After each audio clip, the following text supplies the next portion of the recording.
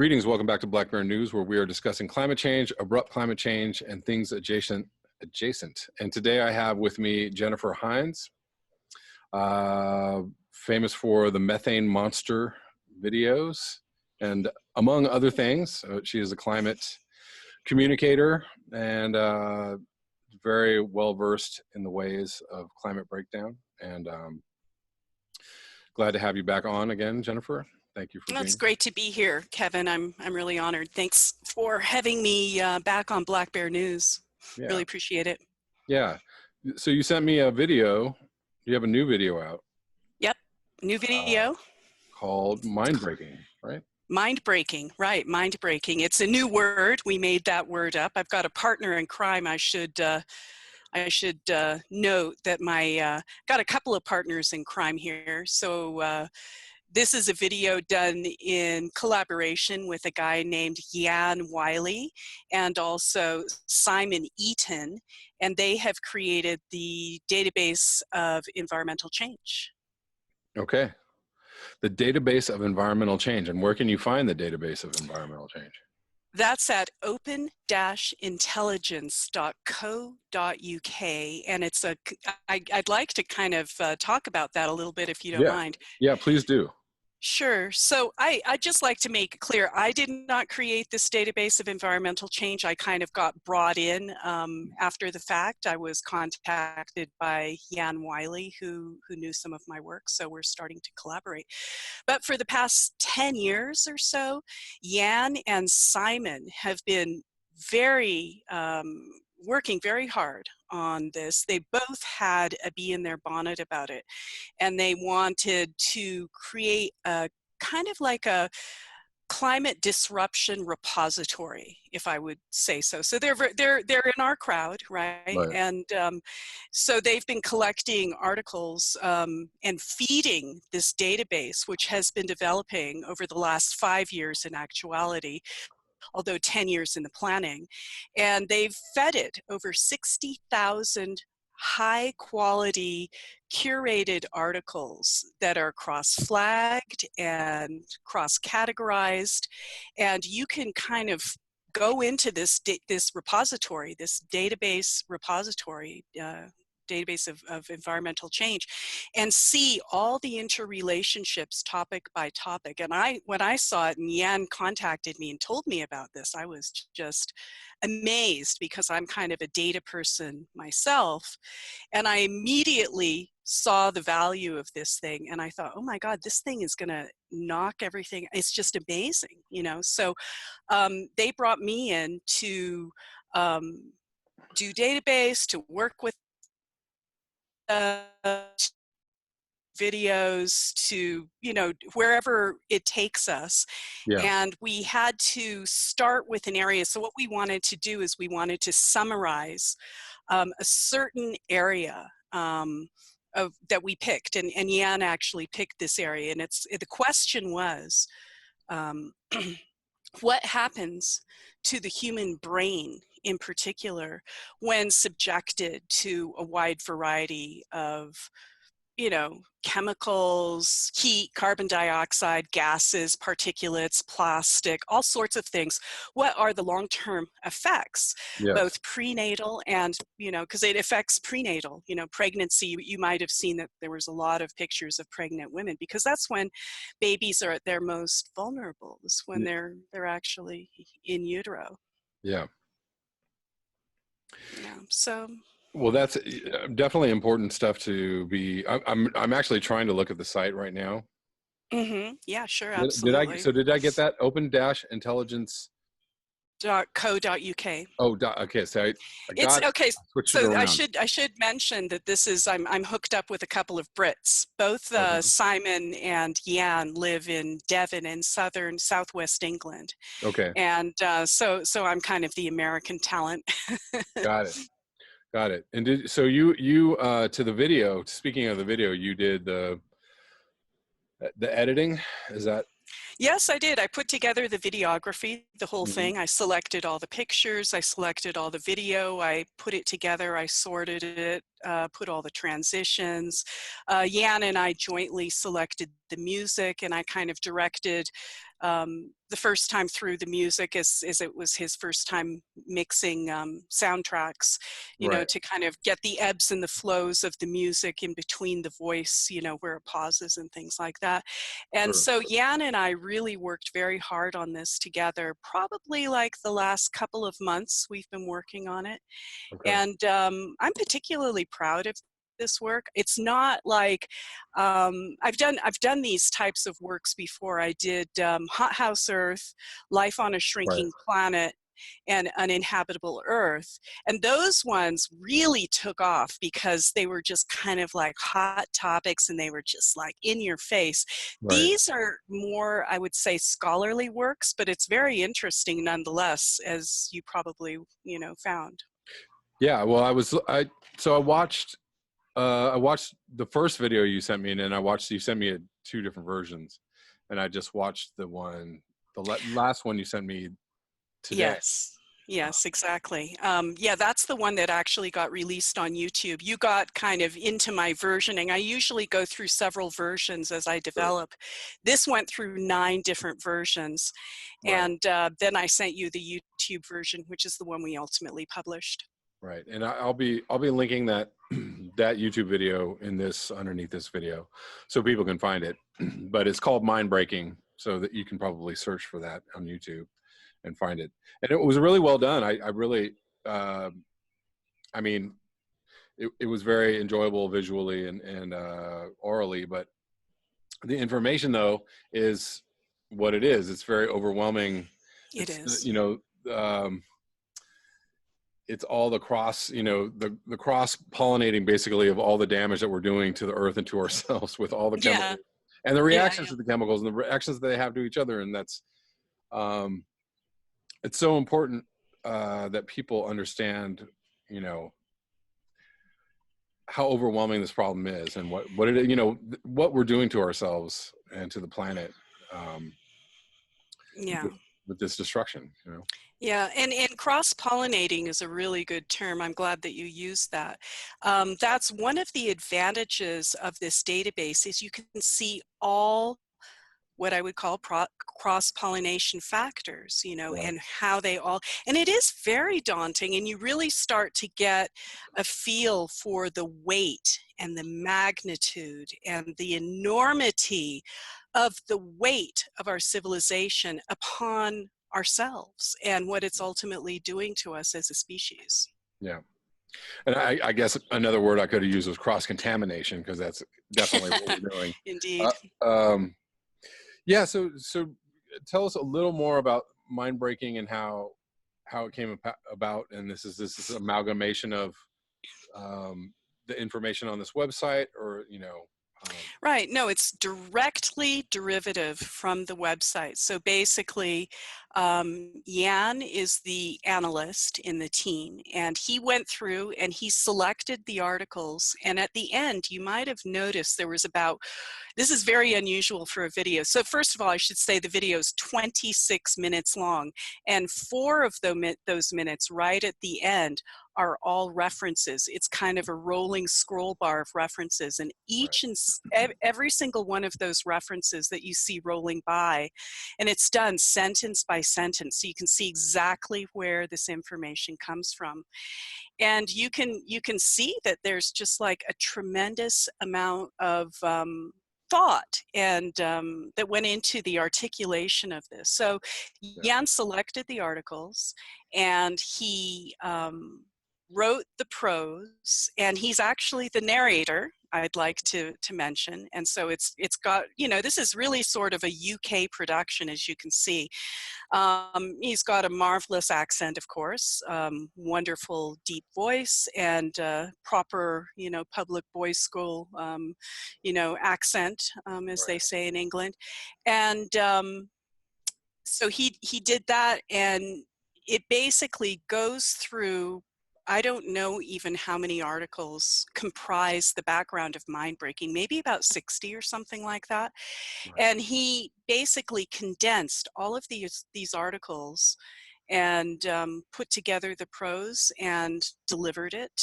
And then we got a soundtrack. Once we had the soundtrack with the sound music track backing, and I would like to say too, the music is a big part of this because it's kind of this chill, urgent music, and it kind of, you know, keeps you captivated but keeps you kind of on edge at the same time, you know, so Sure. you're realizing that this is a serious topic, but also makes it enjoyable, because essentially we're sort of emotional creatures. We like music, we like pictures, we like all that stuff. Like if you had to sit down and read the prose that he made for Mindbreaking, you'd probably fall asleep, right?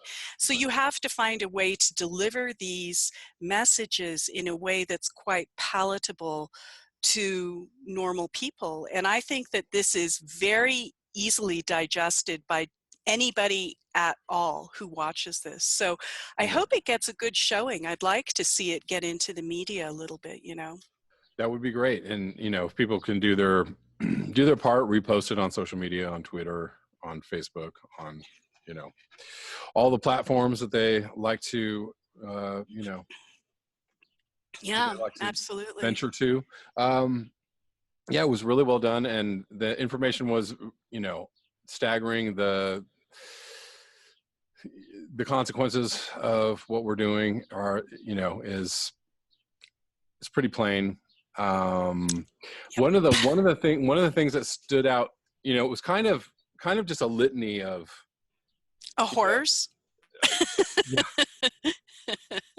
You have to have a stomach for this. It's not really going to appeal to everybody, right? I mean, you right. know, even Or though it's true, or it's like reading, you know, when you read one of Darjamel's articles, it's like, it's very much like oh, his you just climate dispatch. yeah, And you because it's just thing after thing after thing, and it's like, it's just it just doesn't stop, right? It's just ceaseless. Like this this is what we're doing, and this is what we're doing, and this is what it can actually be a little bit like overwhelming to read those articles. I was reading one of his articles, you know, last night, and it just, you know, I don't know, it's like it was like the first time I, you know, really wandered into the abrupt climate change world, and, you know, was overwhelmed with like, oh, you know, this is bad. You know, like yeah, it well, was almost like that Dar's was the first time articles are, again, you know? Yeah. yeah, Dar's articles are fabulous, and Mm, they're daunting. And the online rag that he writes for, Truth Out, is such an upstanding, fabulous publication. I'm so happy that Truth Out exists. And yeah, Dar's been publishing in there for many years, maybe what, 4 or 5 years, something like that. I don't really know. at least, yeah. Yeah, and his climate dispatch are always kind of like a summary. Where are we now? You are here. And it is a litany of horrors. Yeah. And for those of us that will look at this, I don't want to say enjoy, because none of this is enjoyable. It's just horrific. But those of us who will look at this and will digest the information, we ourselves add to the public consciousness pot, especially people like you and others that have a public presence. The more you know and the more you are conscious, the more that message is going to get out to people.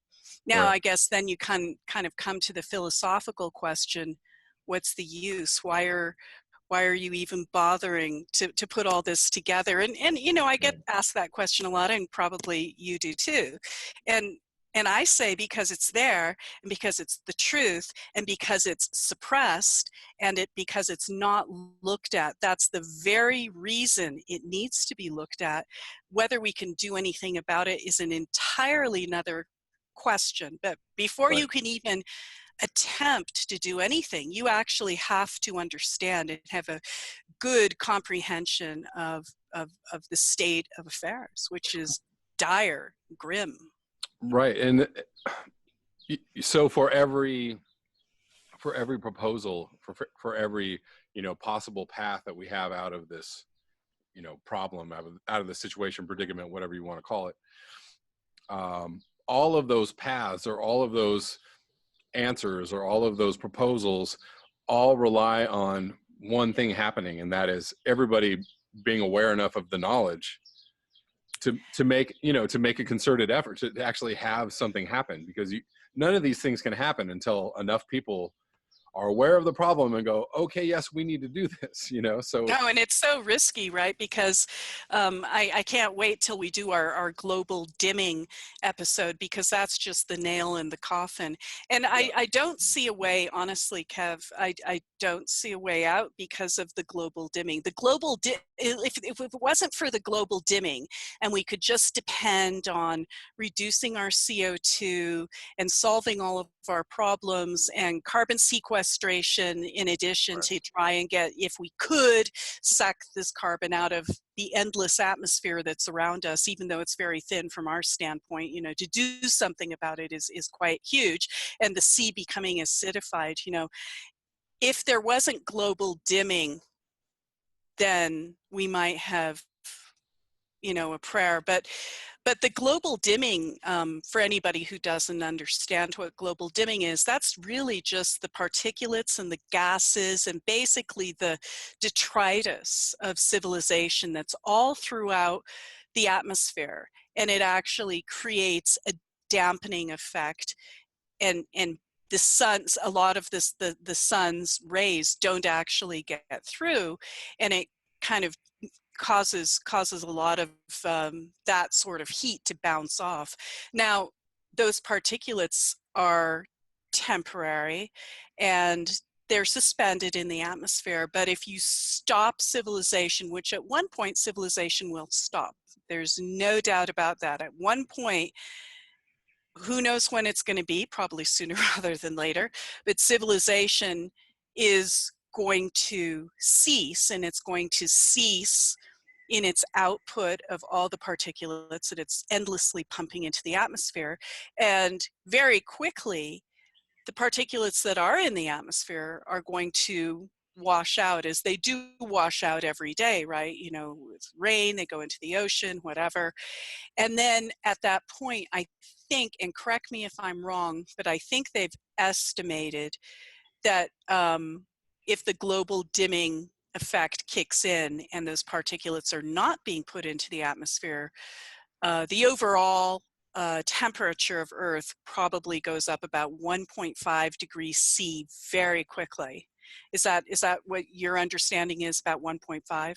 You know, I've heard a lot of different numbers, like anywhere from 1 to 3C, but Yeah, somewhere in there, right? I mean, we it don't happens. know. It happens within a year, basically. Or Yes, and maybe so faster. basically, yeah, basically, if civilization falls, then Earth very quickly goes and heats up even more. So we're living in a very kind of strange time where it's still kind of hidden, although you'd have to be nearly blind not to see what's going on, right? I'm sure Yeah. you'd agree with that. And B, we're sort of in between like two things, you know, civilization going and global dimming hasn't really kicked in because civilization is kind of, you know, shielding us. And then yet we're still pumping endless CO2 and all sorts of things into the atmosphere. So I think Yeah. that powers that be are trying to keep the game going absolutely Till until the the very last minute. very, very last minute, and don't tell them and just deny it and just make everybody blind and Yeah. gaslight everything. I think gaslighting is pretty much what the powers that be are doing to us, and they're Well, kind of no, like you got to brainwashed. call that freedom gaslight. Yeah, yeah. So Um, it's grim, you know, it's a we have grim the freedom thing. to be gaslight or gaslit and to gaslight. I'm just Yes, we're doing it to ourselves endlessly. And you know, so you and I and many others of our sort of virtual society are saying what we see and what we think and trying to spread awareness, and the awareness of what we're spreading is not very happy, but it is real. And those people who are brave enough to watch your show on a continual basis are getting a huge education. yes, and you know that is something that I'm kind of constantly thinking about, and that I'm aware of, that there is a whole, there are a lot of people out there that are aware of the problem, maybe, to varying degrees. Maybe it's way off into the fringe of their consciousness, but they're aware because because the articles are there. You can't be on Facebook and not every once in a while go, hey, there's, UN says we have 12 years, right? Yeah, yeah. Ocasio-Cortez says we need a Green New Deal because we have 12 years. It's there. It's out in the public consciousness. It's there. Can't help but not know. But there's a lot of people that are acting like they don't know.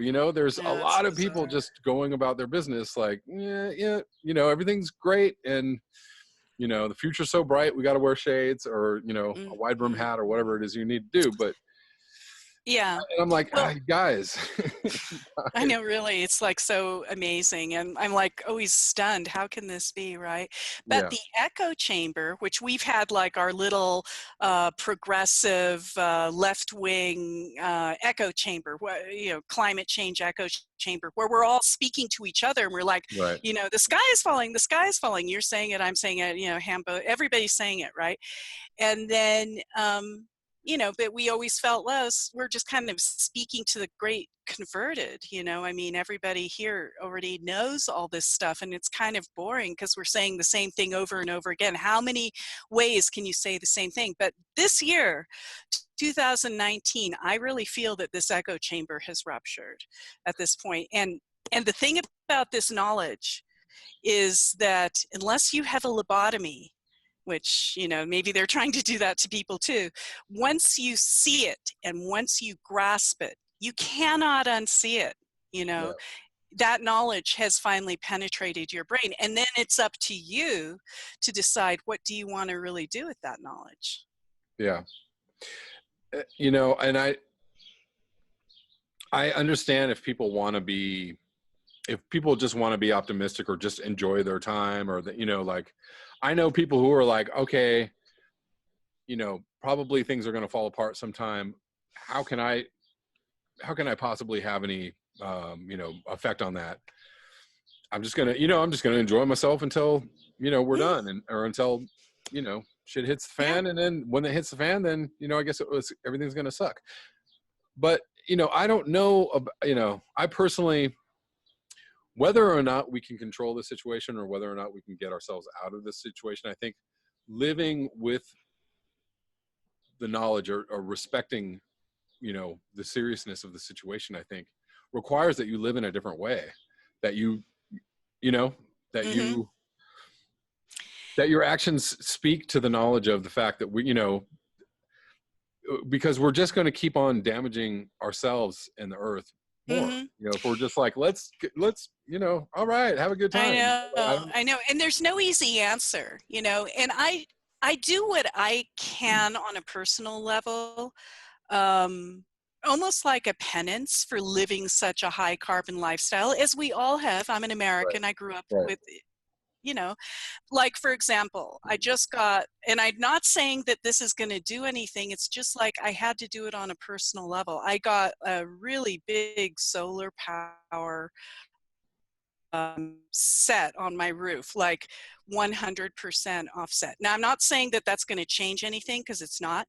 And I'm not saying that it was even economically feasible, because it most certainly wasn't. I'm never in right, my lifetime going, because I bought it outright, I'm never in my lifetime going to recoup from an electric, usage standpoint, the amount of money that I put into getting these solar panels. But what it does is it kind of gives me a sense of peace on a certain level.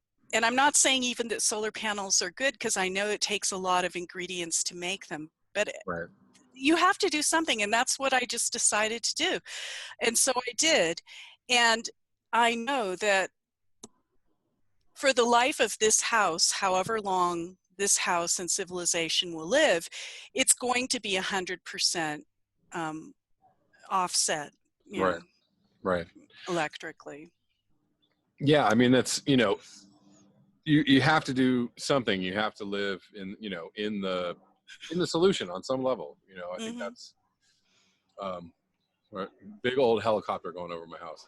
Uh, They're watching me. Probably. And the drones will come in by your Yeah, I windows, know. start looking in. Do you remember that book, 1984? Did you ever read that in Oh, yeah, school? yeah. Yeah, yeah, yeah. Do you remember like they're going in and they're looking in the windows of everybody and spying Right. on everybody with like, you know, devices and things like that? It really seems very close to where we are now. Black is white, east is west, war is peace, Oh, I mean, opposites, everything. freedom means tyranny, right? I mean, Literally. it's like this crazy ass double speak that never ends. And you know, just when you think you've seen everything, then something else completely bizarre happens. And I'm Right. not even just speaking Trump because he's really a manifestation. He's a strange manifestation, but you Right. know, but really, I mean, we're living in a complicit society where people have made a deal with the devil. Oh, well, Kind of like, and so yeah, I always think of 1984. I think about the screens, right? The TV that was interactive. So, but the thing is, the thing that's different in 1984 is that was way more controlled by the state, right? You right? know, and you were trying to hide from the screen. It's very interesting because people are just totally willing to be in front of their screens and talk to their Alexas and have their phones next to their head when they're asleep, right? I was You know, and wondering totally about willing to that. just give all their information and all that, you know, I and know. but there's some people that want to put their, you know, put something over their screen, over their Oh, camera definitely. because like they know. Well, yeah, because that camera can turn on. I mean, the computers, you're very easy to penetrate this and to open up the camera. And I was wondering about that, you know, Echo Alexa device. And I was wondering, since a lot of us have them and they're like listening all the time, Do you have one? I do. Ah, I okay. do. I do. Interesting. Well, I do. Well, how do you feel about that? I'm actually okay because I don't really care who listens to me. I honestly Right. don't. I mean, I figure everything's being listened to at any point, and for me to try and hide at this point is a little bit ridiculous because I'm sort of a known quantity as you are. And if anybody really wanted to listen to me, it'd be very easy. I don't think I'm Right. really that very interesting to listen to, and there's so many other bad things going on. But I was wondering about that device. So Yeah. that thing is listening all the time. Is it possible to kind of reverse bug it and kind of utilize that pathway via that? Would it be possible to bug yourself essentially by having these devices? What do you think? To Is bug it yourself? possible? What do Yeah, you mean? like if you have, like we've done it to ourselves, right? So if you Oh yeah, have yeah. these devices, can the NSA or whatever utilize these devices as a way to Oh, of listen? course they can. Of course they can. They scoop up, you know, anything that they can. And Mhm.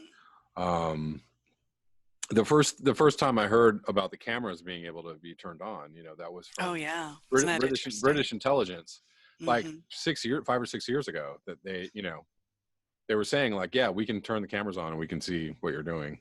Oh, So, yeah. you know, Absolutely. I Absolutely. And that's have kinda no darn doubt. scary. Oh yeah, it's well. So I used to keep something over my camera Uh-huh. for a long time, and now I'm just like, I know. oh, whatever. Like, you know, I'm not doing anything, and I'm not, you know, and you know, like all the anti-establishment, you know, whatever kooky thoughts. I'm saying them on YouTube anyway. So I mean, you're already being as radical I, in public as you are already, so there's right, hardly anything more. You probably say all the radical things you can think of and gather during your Black Bear News show. right, and you know, and everybody knows where I am every single day. Like, you know, Yeah. if I'm a musician, if I'm being a musician and I'm on the Right? road, I'm telling everybody, here I am, here's where I'm going, here's what I'm doing, you Mhm. know, like I'm on Instagram, you know, here's where I'm at. There's a picture of what I'm doing, you know. So I suspect that they have bigger fish to fry. I really think that I'm I know sure. for I'm a very small fry. I'm just kind of like a nominal personality out there. I don't think that, you know, I would ever get disturbed. I don't think I'm a threat. And the thing is, things are happening so quickly. There's going to be so many things unwinding. They have other things on their mind. You know, they've got, you Yeah. know, 500 tornadoes in a day to worry about, things like that. Those are real problems. You know, Yes. what about that tornado outbreak, by the way, that we just had, huh? Pretty, That's pretty pretty, interesting. yeah, pretty awesome. Darn, Yeah. pretty darn interesting. I mean, this whole year again has, you know, just when you thought you saw extreme weather over the last 2 years were pretty, you know, groundbreaking as far as like, oh my God, whoa, you know, here's look at these hurricanes. Oh, you know, never had this many Category 5 hurricanes. We never had this many, Ever. you know, storms this early or this late in the season. We never had, you know. And I was just reading an article saying that in the UK they've had more wildfires already in the winter of 2019 than they had the entire year last year. So, and that's, Wow. you know, is the UK a wildfire? You, 20 know years where, ago. You know, no freaking way. And you know where else they had a really scary wildfire outbreak? And I kind of noted that because I'm Irish. Is in County Kerry in Ireland. okay, And yeah, County Kerry is right there on the west coast of Ireland, and they get all those storms, you know, rolling in off the Atlantic onto the western shores, and it pretty much rains like every night gently in County Kerry, just as a matter, that's just the habit. And then there was a giant wildfire in Ireland, and it was in Killarney National Park, where I've been a couple of times, and I was just like, crap, if Ireland's on fire, I mean, what next? You know, because Ireland's moist, you know. right. And well, yeah, and you're seeing that, and you're seeing, you know, fires in Sweden and Norway and Oh Arctic God, yeah. Circle and Greenland. You know, like so places that are not supposed to be, you know, having No. wildfires or having wildfires at all times Did, of the year. So this did is clear, you know. Did you notice Siberia? So we're going to talk about Siberia and the fires there. Do you recall, I think it was either last year or the year before, there were just like these freaking runaway, look like the end of the world, uh, peat fires and Yes. wildfires in Siberia, and it was super, super hot, and it was just burning up. And I mean, I saw a lot of video from those Siberian wildfires, people trying to escape. It looked like absolute hell on earth. I was like, holy crap. Yeah. Yes, it was really scary stuff, and you know, we're gonna see already this year. We've seen, you know, crazy, you know, land hurricanes or whatever you want to call them, bomb cyclones. Oh, okay. We've had massive We flooding had still we had going two on. we Right, had two bomb two bomb. cyclones here in Colorado where I live. Right, We had a bomb cyclone, and a bomb cyclone, for anybody who doesn't realize what a bomb cyclone is, because it's kind of a new term, is when the pressure, it happens in winter, and it's when the pressure drops suddenly and it just pulls in with a massive wind, like a storm, like a snowstorm, you know, right. blizzard. And we had a bomb cyclone here in Colorado in March, and it was darn scary. And then we had another one in April. And the one in March, I lost electricity like 5 different times during that bomb cyclone, and it was like 80 miles an hour and snowing and Wow. 25 degrees. It was crazy. It was Yeah, crazy. yeah, yeah. I mean, you know, and a lot of places have been hit, just have been devastated. You know, they're, you know, by tornadoes, by these bomb cyclones, by these floods. You know, I don't know. I mean, if this is what we're seeing at 1.5 C or wherever it is we're at, you know, Yeah, debatable. um, But yeah, I mean, already. we're anywhere between 1 and 2 C, you know, Right. heating And globally. we're accelerating so quickly, you know, I mean, that's the thing about this climate change cycle that we're in. It's going to go faster and faster and faster, just like the sea levels going up faster. But the sea levels going to go up and it's going to encapsulate us, but that's not what really, I don't think that's what's going to get us. That's going to be kind of like, it'll finally catch up and God knows what's going to be left of civilization at that point. But it's really the heat and the abrupt climate change events and all the stresses that those things are going to put on society, on the food supply, and the military actions and the revolutions, and God knows, you know, we've got enough bombs and stuff to do ourselves in. So I think that we're really a species with a death wish. You know, we're fatally flawed. Clearly, yeah, we're not, well, clearly we're not worried about, you know, we're not worried enough about the state of affairs. Not worried at all. You Everything's know, great. yeah, yeah, you know, positive thinking. You know what I mean? Just Right, right. Don't practical think things about in it. your life. You know, Just, just you do know, some self-improvement and, mhm. you know, don't worry about climate change. It's all good. Everything's good. Everything's fine, Jennifer. Thanks. I'm glad I to don't know it. know. I'm so I don't happy know I why we're talked to worried you about. today. I feel better already. Yeah, shoot, I'm gonna go out and I'm gonna go drive around the block. I'm gonna go drive to the store to go get a carton of milk. So actually, interestingly enough, so I was talking to Guy McPherson.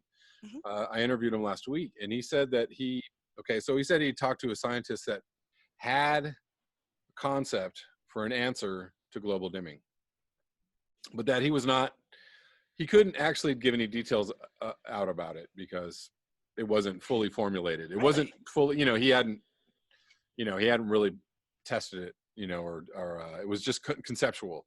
So what, can you explain that to me I a little bit? This is a new concept for me. Well, I don't know. I don't know what it is. I asked him about it, and he said he couldn't tell me any of the details about it. But apparently, there's a scientist who is working there. I'm sure there are people who understand the global dimming problem, and Right. I'm sure they're working on. I'm sure they're, how do we do it? I haven't heard one solution, and so I asked Guy McPherson about it, and he said that he talked to a scientist who was working on a solution for it. He couldn't give me any details.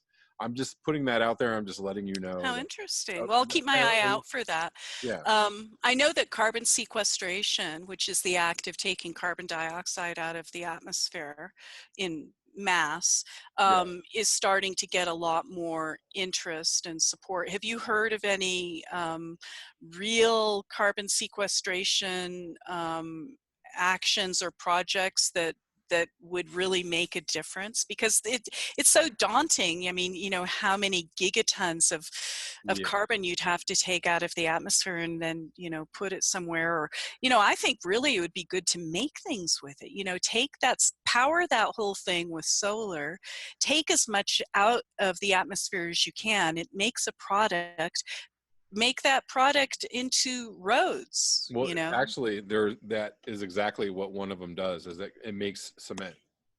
It takes the CO2 Exactly. and it makes cement, and you can make roads and buildings out of this cement. And you know, why not use that? And I mean, you know, just from, if you can just appeal to corporate greed, then make it a little bit yummier for them, then maybe, you know, people will start to do it. Yeah, you know, I don't know how feasible that will be, and I'm sure the corporate state would love that answer. You know, that technology is going to be like, oh, really? You know, we can keep the machine going, and or whatever on some level, and be taking CO2 out. That's great. Hmm. I mean, I do think that we have to stop. At some point, we have to stop putting CO2 into the air, right? We have to actually stop doing that, and that brings on the global dimming problem. So how do and on some kind of madhouse level, it almost makes sense to keep things going on some level, and then work on CO2 carbon technology, capture technology, and take the carbon out of the air. Hmm. I don't know. I have no idea. I The don't other know two things either. that I've seen that look even better are, I've seen two different projects talking about CO2 sequestration with agriculture, with plants. Hmm. Hmm. Obviously, the problem with that is that the earth is warming up. We're having Right. increased drought and increased, UV levels, and increased you know, all kinds of stressors on actually things growing. Right. So that's a difficult thing to do. But there's a guy in Australia. His name is Walter Jane, and he has a really interesting video. I don't know if you've heard this guy at all, but I'll send you a link to his video. Please. And he's basically talking about restarting the hydrological cycles of the earth. And he's saying that if you regreen cities or certain areas using certain systems, a particular system, that you can lower the surface temperature of certain areas by 7°C. 7°C. So he's saying in Canberra, he lives in Canberra, Australia, and he says, and they've been doing this for years. I guess they've been doing this re-greening project. And he says that Canberra is much cooler than all the other cities in Australia. Is it cool enough to offset all of this stuff? And here's another really interesting thing about his project is that, so he takes into account the carbon in the ocean. So he's saying, so yes, if you lower carbon in the atmosphere, the carbon in the oceans is going to start coming out. He's like, we know this is going to happen, but this is how you do it. You reinvigorate the hydrological cycles. You do this to, it's going to take, he said, it's going to take hundreds of years to do this. Like we're in for a very long road, and I'm, it's very scientific. He's got it all mapped out. It's really great. I'll send you the link. I don't know. It's very interesting. I would love to know about that. That makes perfect sense because we all know, like pine trees, they actually emit something that is actually cool. It actually keeps it cool. So if the more trees you plant, the cooler it'll be. And of course, cement, it just like heats up. I mean, LA gets super hot because it's got so much asphalt, so much cement, so much just sheer civilization. But it probably, if you re-greened LA all over the place, it might make that whole area cooler. Possibly. I mean, I don't know how you get past the global dimming problem. I don't know how this works in the context of like a warming planet or a planet that's already undergoing extreme climate situations, even in Australia. So Australia has extreme, obviously big problems. They've got drought, they've got wildfires, they've got flooding, they've got insect infestation, all kinds of things happening right in Australia. Mm-hmm. Yeah, absolutely. Australia's got a lot of challenges. Yeah, I don't know how you would do this to the extent that you could overcome or offset all of those problems, but I don't know. Maybe it's a solution. And then I saw another solution that was very much kind of in the same lines. It was a farmer in California who was working on basically regenerating his fields first he started with cow manure and cows, and he regenerated like the plant growth in his fields enough it was capturing carbon. And then but he was like, but not enough carbon because of the cow manure, and because that's an offset, that's a carbon release. So they started doing it with compost, and they were like, now it works way better. So they like lay compost out, just over these wide areas, just over these fields, and it through the vegetation that it grows with the compost, it's sequestering CO2. Right. Well, you could seed the compost too. You could like mix a whole bunch of seeds in it as you lay it out, and then it would be ready to go, kind of like, Yeah. And there's been projects, in China that they have re-greened deserts. There's also other, there's people that have been talking about reforesting or re-greening desert areas. I know that looks like the best solution. Doing that in Africa, and they've been making bands. They've been making bands of green, 1,500 miles long of just, trees to try and stop the Sahara also. And they're doing a lot of that in East Africa as well. So, I think people are aware that we need a lot more trees. And of course, for all the trees that we're putting in and trying to do with our regreening projects, then how many trees are just getting completely wiped out, like by those evil, evil tar sands? Oh my God, the tar sands, it's like Mordor. These people who even dreamed this stuff up, oh my God. Right. I mean, if we could just stop cutting down the forests that we're cutting down, I'm sure that would go a long way towards mitigating climate change, right? Yeah. Stop the palm Yeah. oil plantations and stop the, the Yeah. deforesting of Brazil to raise cattle. And Right. um, Right. In Indonesia and Brazil, it's both of those places are so sad because they're both just natural places where there's jungle and hardwood and ancient growth and all that stuff, or was, once you cut that stuff down, the underlying soil's kind of poor, and then yeah, they try and grow soybeans or palm oil or whatever, and they spray Roundup all over the place, which I think that stuff is evil. Monsanto, oh my God, do they ever have a lot to answer for? I wish that how do you say this? glyphosate, Glyphosate? Yeah, glyphosate. glyphosate would be outlawed entirely, and everybody has a gallon of Roundup in their garage. Just Right. and then once you've got it, what do you do with it? Like you want to get rid of it. How do you get rid of your gallon of Roundup that you bought back in the old days before you knew that it was evil? You don't want to have it. I use vinegar. I have a little spray bottle of vinegar. Does that work for you? And yeah, it's great. Vinegar works great. So you just, get a big gallon of vinegar, pour it in your little, like a little tiny watering can, and you just kind of pour that along the cracks. It works perfect. It's not poisonous. You're not like polluting the environment. It's natural, and it Yeah. gets rid of your weeds, Good to know. Good to know. Well, it's Mm-hmm. very interesting. There was an exterminator that was coming through our house, exterminating for spiders, right? And so, anyways, so the exterminator is not coming anymore. And this is an interesting story. So I've been trying to start a garden for the last couple of years where I live, and it's very difficult. I don't know. It's just very, very difficult to get it going. And I couldn't get there. Nothing was pollinating. Like I had to hand pollinate all the plants. But the exterminator stopped coming like, I don't know, months ago. And all of a sudden I've got, tomatoes and, the plants are pollinating and fruiting. And I'm like, Right. okay. It was supposed to be non-toxic, right? This Oh, exterminator, yeah. right? I'm like, yeah, okay. Yeah. Oh God. And they're marketing themselves as like organic and Oh doing yeah. all Great. It's this just stuff. I'm like, greenwashing. what It's are all you greenwashing. talking about? Organic exterminate? Are you insane? There It's all is no, bullshit. It's all it bullshit. is. It Yeah. is. One of those guys came by my house, and the vendors that come to your door, and I just gave him his marching orders. I'm like, what, are you kidding? Yeah. No No, way. I no, would no way. never, ever do that.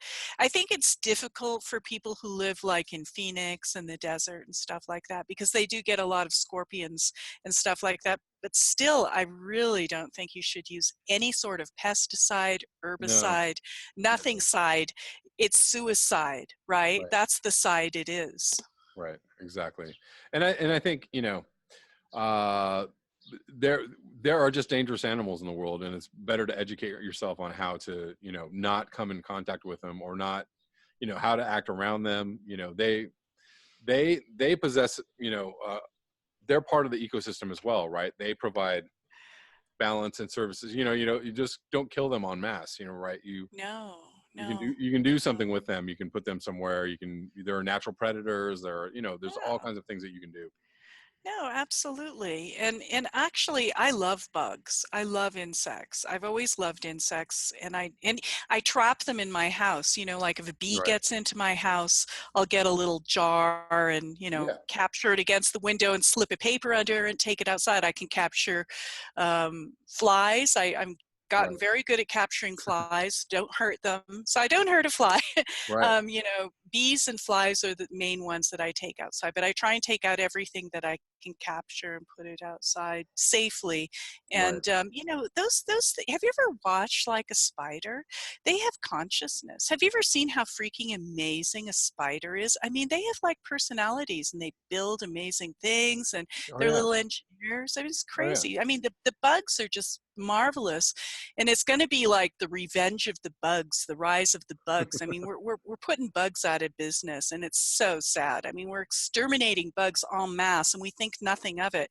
You know, we are the killers of the planet. And really, to be honest, Kevin, I really think we deserve to go. We don't deserve to live on this glorious planet anymore. We have used up our chances, you know. Yeah. Well, and I was just reading an article about, you know, we've destroyed the earth and we've caused so much damage, and you know, the bill collector is, you know, the bill collector is coming. You know, the bill is due. It's, you The know, bill is due, and so we're living on credit right now, and it's going to yeah, come crashing down. yeah, yeah. It's not going to What do be what do you fun. what do you reckon, Kev? What do you reckon? What do Do I you think reckon? how long do you think we've got until things start crashing down, or is it not that defined? Is it just going to be death by a thousand cuts? What's going to happen here? I don't know. You know what's strange is because I've been covering this news for a couple years, and I've been really, you know, really focused on it. Right. And you know, at first, so when I at first was in touch with climate change news and what was going on, I was like horrified. Oh my God, what are we gonna do? Like, oh, you know, Hmm. and as time has progressed, I've become less um you know, I don't know what the word is. I just less upset about it, or less Yeah. afraid, or less, you know, panicked. Yeah. And so I have very little panic around it, you know, Yeah. and maybe that makes me feel a little too comfortable, but I feel like I'm comfortable in the knowledge of it. Yeah. So, but so all that being said, that kind of like takes me out of the whole feeling doomer, like feeling like it's just around the corner. Like I've stopped feeling like, oh my God, here it comes. Right. It's gonna be. Right. Right. Right. I don't know when it's gonna be. I have no idea. It could be this year. It could S- be next year. It could be. I was telling somebody in 2015 to like buy a bunch of silver and, you know, get ready for the mhm. banks to shut down. And here, you know, here we are. I feel stupid, you know, for being as uptight as I was in 2015. I was like, oh my God, here it comes, and like I know. Well, nothing you know happened. what You it know? is. I think a lot of us have gone through that sort of transition, and because when we wake up strongly, and Right. you know, we're kind of like outgoing, creative, communicating sorts, and so we just like focus in, and it is unrolling both faster and slower at the same time. Like faster in that it's so irrevocable and you can see it just going, these abrupt climate change events and these floods and these wildfires and these droughts and the food shortages and on and on and on.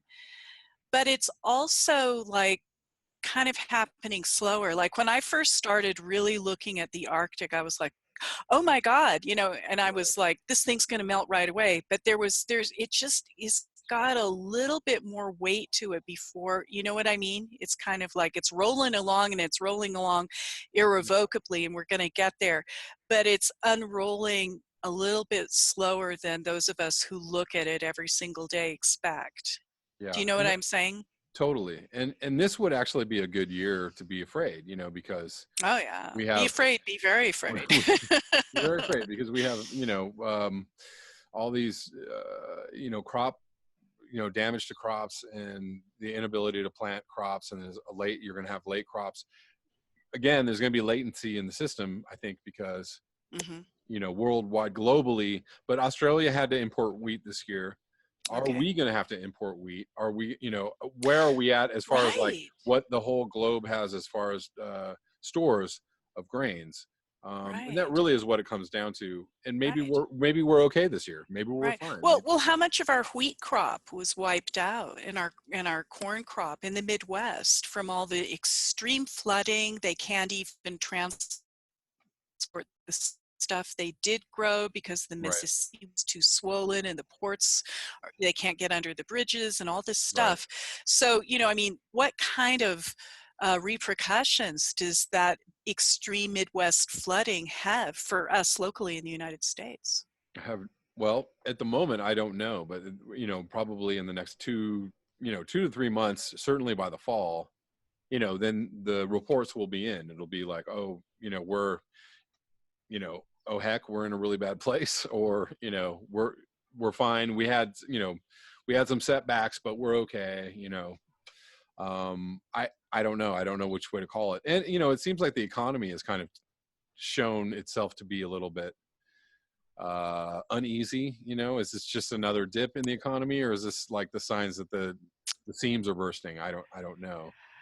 Well, I just get the feeling like we got sort of a grace period from 2008. So 2008, this whole economy nearly went bust at that point, from Yeah. my understanding. And I'm not really a finance person. I'll just kind of put that out there right now. I'm not an expert in finance.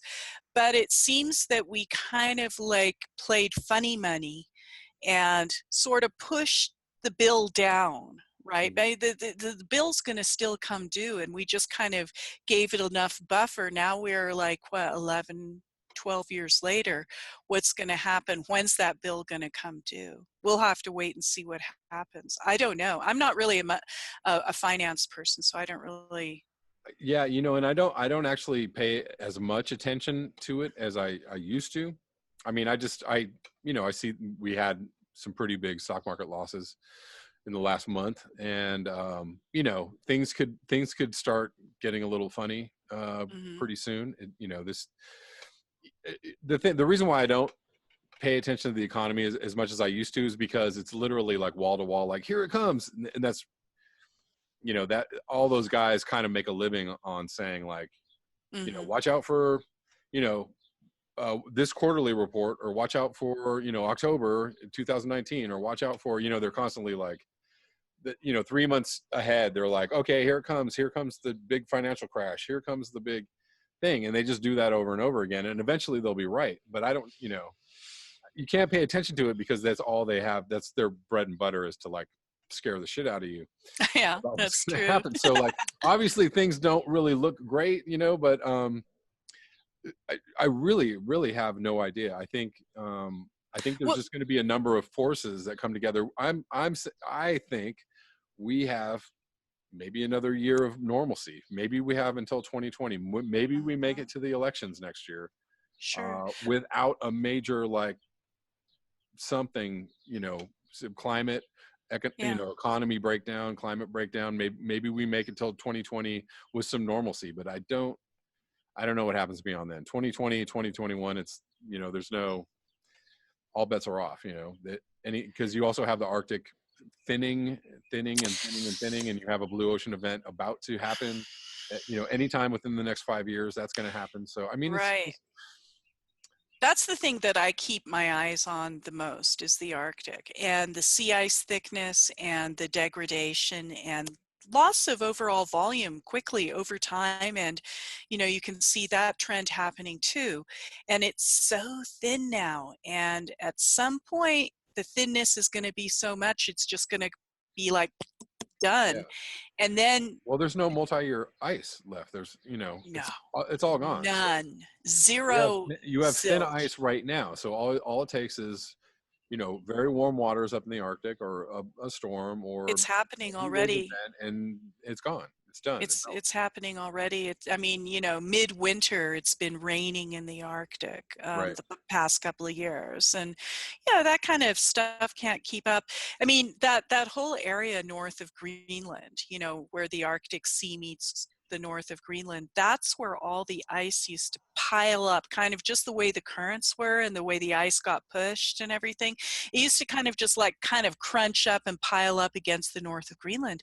But last year, that ice went away. Like the Right. north of Greenland Right. was open water. And Yes. that's the first time that that's ever happened. And the other thing is that happened super quickly. It didn't take any time at all, just a little bit of heat and a lot of hot water that's getting pushed up, from the Gulf Stream, and it's getting pushed up to Svalbard and spilling into the Arctic. People say, well, yeah, we can refreeze the Arctic. I mean, have they looked at it? No, we can't refreeze the Yeah. Arctic. The Arctic is above freezing, like the water is hot. So you can't put Right. ice on top of hot You're not water. you're not gonna and you're not gonna cool the ocean enough for the art. It's just not gonna refreeze. It's not It's gonna not going to happen. And so then what's going to happen then? I mean, this is, Paul Beckwith's territory all over again. And, we won't have a center for our jet stream. what kind of abrupt climate change events are going to ensue once we don't have a center for our jet stream to kind of circulate around. That cold lump that's the Arctic goes away, then the whole jet stream, which is already dissolving and is highly chaotic, goes away entirely, and it just circulates willy-nilly however it Yeah. wishes to. And then you're just going to have even more abrupt climate change More events at that climate point. chaos. Yeah, Right. more climate chaos. Yay, team. Good job. Yeah, it's one thing we've accomplished as a species. Yay. Right. Go. Yeah. Go team human. Go team human. Well, thank you, Jennifer. I have to actually wrap this up. That's fine. That's great. But Thank you so much thank you for so having much me for being on. here. I could, we could go on and on, Absolutely. and there's so much more to cover. And I just wanted to finish by saying, I don't have any predictions, but I would just say, just be ready for, literally something could happen. Anything could be around the corner. Climate breakdown or economic breakdown is around the corner. So you really have to be, I know you're prepared. You've got some stores of what, I do.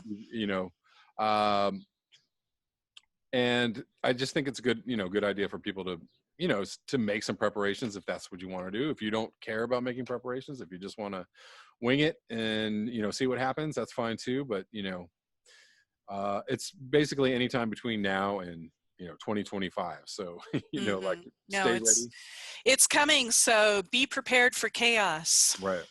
Right. And in the meantime, enjoy normalcy. There you go. All right. Thank you so much. I appreciate you being on the Black Bear News, and hope to get you on real soon again in next couple of months, and we'll see where we're at. Well, thank you, Kevin. It's been a pleasure to be on today. Yeah. Appreciate it. Thanks a lot. Bye-bye. Bye.